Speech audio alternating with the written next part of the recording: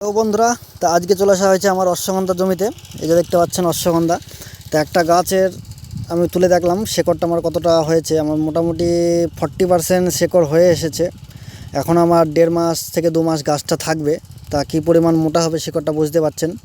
ফলন আশা করছি খুব ভালো হবে এবছরে। গাছগুলো দেখতে পাচ্ছেন কত ঘন ও সবুজ। এই যে দেখতে পাচ্ছেন। হ্যাঁ, তা এটা আমার 10 কাঠা জমির অশ্বগন্ধা আছে। তা কীরকম ফলন হবে কি না, আমার এই চ্যানেলে ভিডিও আসবে এরপরে কী কী দিতে হবে। তা চ্যানেলটি সাবস্ক্রাইব করে রাখুন। অশ্বগন্ধা চাষ যারা করছেন তারা অবশ্যই সাবস্ক্রাইব করে রাখুন। অধিক থেকে অধিক ফলন উৎপাদন করতে চ্যানেলটি সাবস্ক্রাইব করে রাখুন।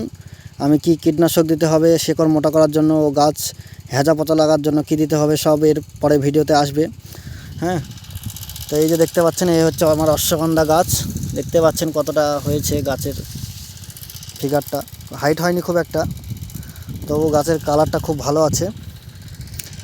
তা একটু লাইক করবেন, চ্যানেলটা ফলো করে রাখবেন।